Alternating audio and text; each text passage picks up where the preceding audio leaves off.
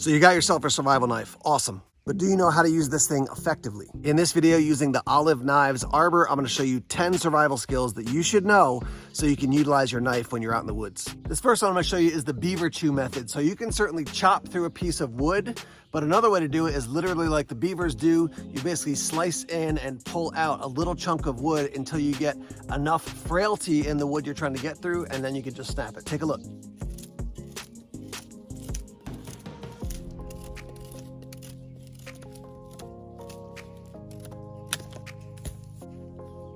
All right, skill number 2 with your knife is batoning. The goal of batoning a piece of wood is not really fundamentally just to break it up into a smaller piece of wood. That's fine, but the real goal is to get from the wet wood that's on the outside into the dry inner wood. So you can see how wet this is. It's been raining here quite a bit in New Hampshire.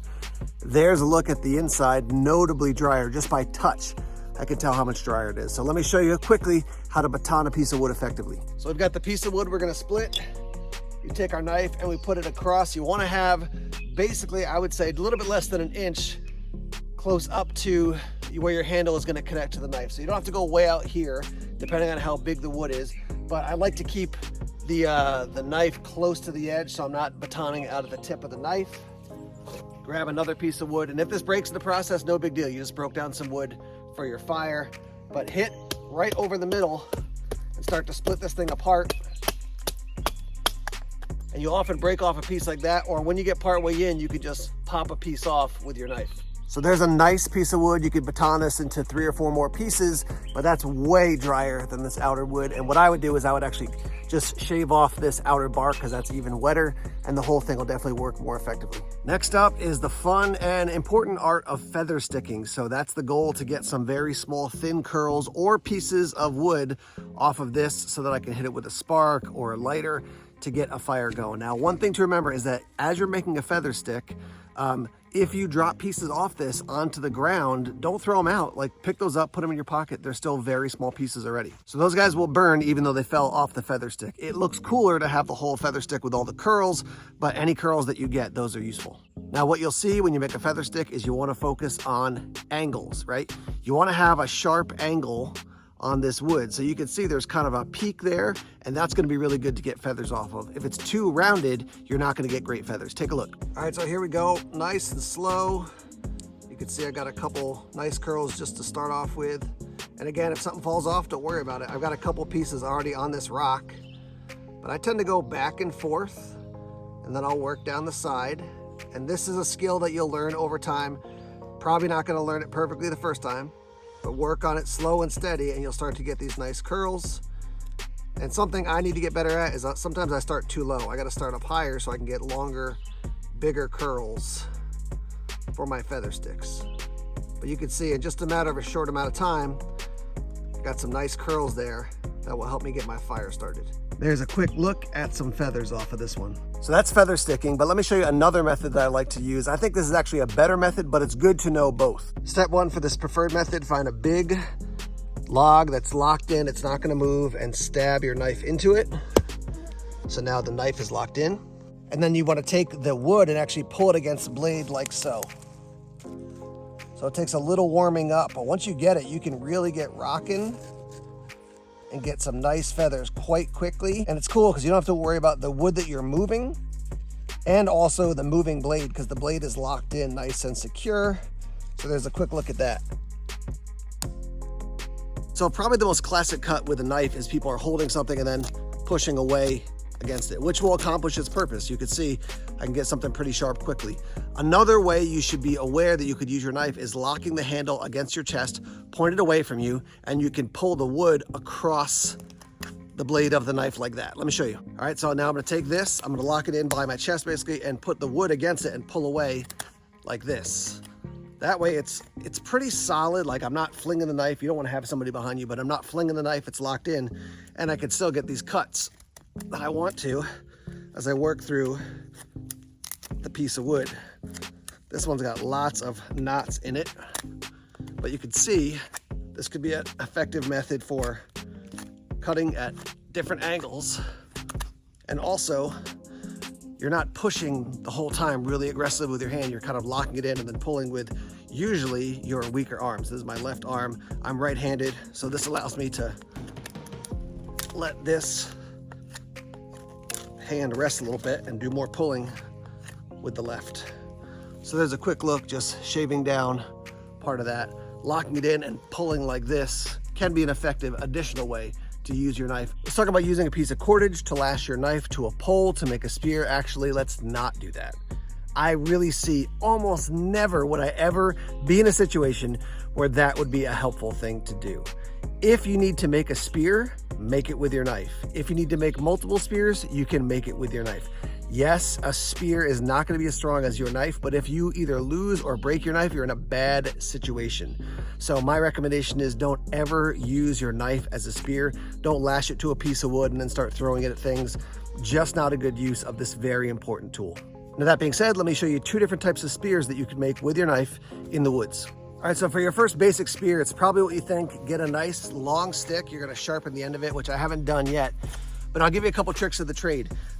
This is from a recently downed piece of wood. You can see it's still rough. To finish this, I would carve everything off, all the bark, and I would smooth it off at the end. But the most important thing if you're making a spear, especially if you're in a time crunch, is get a point on the spear. One thing you want to make sure is that as you're carving, if you carve it too quickly and aggressively, you're going to keep shortening up your spear because, oh, I have to sharpen this side. Oh, I have to tighten up this side. Oh, I got to take some off this side. And all of a sudden, your spear is a couple inches long and you're like, that's not helpful. So right now, I'm 6'2". So I would say this is about 5 feet or a little bit more. That's a good size for me. And the thickest it is down here at the end is probably 1.5 inches or so across. So I've really had to huck this at something or use two hands to poke.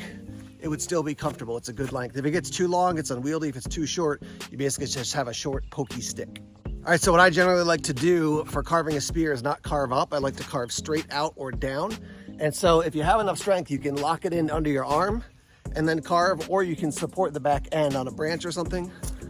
But I'll show you real quick here as I take a bunch of the wood off. Now you can use a dead piece of wood, just make sure it's not rotten. Make sure it's still solid inside, and you'll see as you're carving, if you start to hit all kinds of a rotten core, then you gotta go in a different direction. But simple enough to do. And let me show you as I get to this point here, you'll see what it looks like to make it too thin. I'll do that on purpose. So now you can see it's so thin, it's gonna be floppy there. So now I gotta take that edge off. And now I've got quite a good point. Now somebody might say, oh, you want to make it even sharper.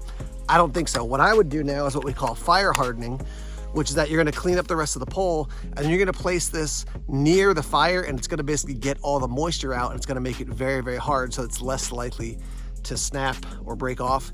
And you saw how quickly I did that.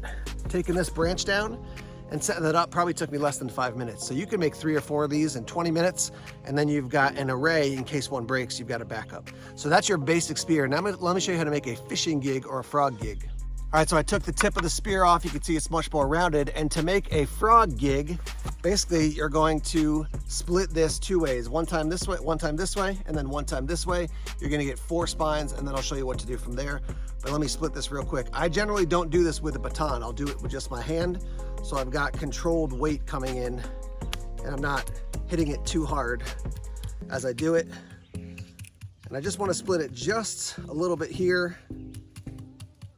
Take this out, turn it 90 degrees, and then split this one. So you'll have 4 prongs as you get into it. And I try not to go too far in because I don't want this whole piece of wood to split. But you can see I've got my 4 sides right there, and then we'll show you what's next. Next up, you want to get a couple small pieces of wood, about 3 inches, maybe 4 inches long. You can make them longer and then cut them down if you want, but I feel pretty good as far as the process. So I start with about 3 inches of wood, and then we're going to put one in this way in the top and one in this way. Take a look. So we'll gently pry these apart and slide one in. Let's see what the easiest way to start this way. One in this way, just bring it down a little bit, and then one in this way as well. Bring it down a little bit. And you can see how we're starting to get these 4 prongs that are sticking out. And you can work it down more and more as much as you want to get them further and further apart. If I was hunting for frogs, I wouldn't go much wider than that, honestly, because now I can, now that's a good size to actually get into a frog. So that's what that looks like when all 4 are in. Now we got to sharpen these up. All right, so it took me about 5 minutes to carve these out, but now you can see I've got 4 pointed tips. Now, if you have cordage, you can wrap it around, you can go through and really secure this in. You can secure these other little cross pieces in, but this guy will work as is. Now, again, I would fire harden this near my fire to get that moisture out, make it nice and strong. And then if I break one of them off, I could still use it with 3, right? Additionally, you could put some barbs in these so that when you get into a frog, for example, you can really get a good hold of it. But it doesn't take too long, and now I've got a basic fish spear or frog gig that you can use in the woods. And again, if you're thinking about a spear for defense against maybe predators, you can have a spear, and then you can also have this. You've got multiple tools, but pretty easy to do. And now I've got the beginnings of a frog gig. Now, while a knife is not nearly as good as a hatchet or an axe to do chopping, you can chop with a knife. Our instinct is to hold it like this and to chop, which is good because you've got a good solid grip on it. You can also choke down and basically put 2 fingers on. The danger there is that you lack control of a knife. And so here's what it looks like to actually run a lanyard on a knife and to use it effectively chopping. So I got my knife, I've got a piece of paracord. I'm gonna go through the lanyard hole there on the bottom. Now, as you can see, I've got plenty of paracord here. I wanna start long and then I can cut off as much as I need to. But the way I generally do this is I wanna run my hand in between the paracord, and then I wanna hold it like this so I can actually get a sense. Here's what it would look like if I was going to use it for chopping.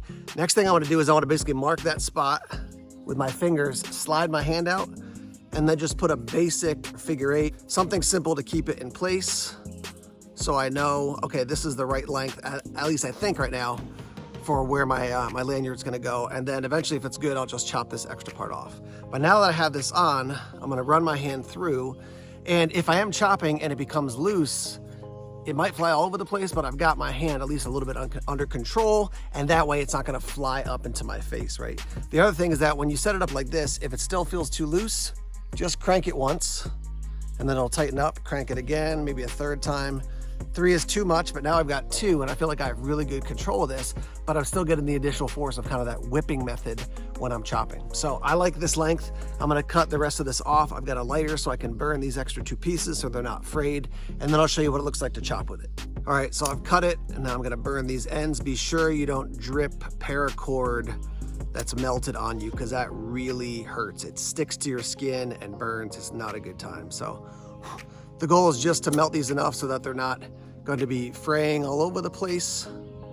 So you don't have to go nuts with it. I just get it a little bit starting to burn, get a little flame, blow it out. And caution, they do stay hot for quite a bit, so let them cool down before you touch anything. All right, so here's the branch I'm gonna chop. It's pretty thin, so I could probably just do it like this without locking in with my lanyard. But again, I'm gonna run it through, spin it twice. Now I've got basically a finger and a half on the end. And when I chop, I've got a lot more control on this thing. I could really swing aggressively to take this piece off like that. Another way to get some very fine shavings for a fire is to use the spine of your knife. Now, this knife is great because it's smoothed up to here where you rest your thumb, and then out further, it's a 90-degree spine. So just slowly run it along a piece of wood that's relatively dry. Everything's wet today in New Hampshire, but this is drier. And you can already see I'm starting to get some really nice sort of shavings, scrapings. And this, especially if it's got any kind of pine pitch in it, will be great to help start a fire. Light and fluffy, and that's what that looks like. Don't underestimate the spine of your blade, because you can use that in a lot of ways as well. All right, last thing I want to talk about is using your knife to strike your fire steel and get your fire started. Now, some people know this. I've been surprised by the number of people I see making videos who don't know this, but if you have a nice spine, don't use your blade, because you can dull up your blade more quickly than you want to. If you're in a survival situation, however, don't hesitate to use your blade if you can't get a fire started striking a fire steel with your spine. But there's a couple different ways to do this. Sometimes people lock in their hand and they pull back. Other times you lock in the fire steel and you push down. My general encouragement is don't do it really, really fast for a minute straight. Maybe 1, 2, 3, 4, 5, and then stop and see what happens. Maybe slowly pull back, see what happens. Slowly pull back, see what happens. I've got some of the shavings here. I'll try a couple different methods. We'll see what works. This fire steel has never been used. So first I'm gonna lock my hand in and pull back in the fire steel, see how that works.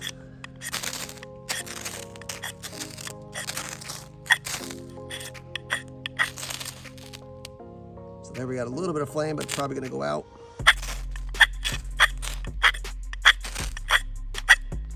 Okay, so there's one method. You saw it sort of started to catch there. There it is. I use this method now where I'm pushing down with the blade right into the area where the shavings are.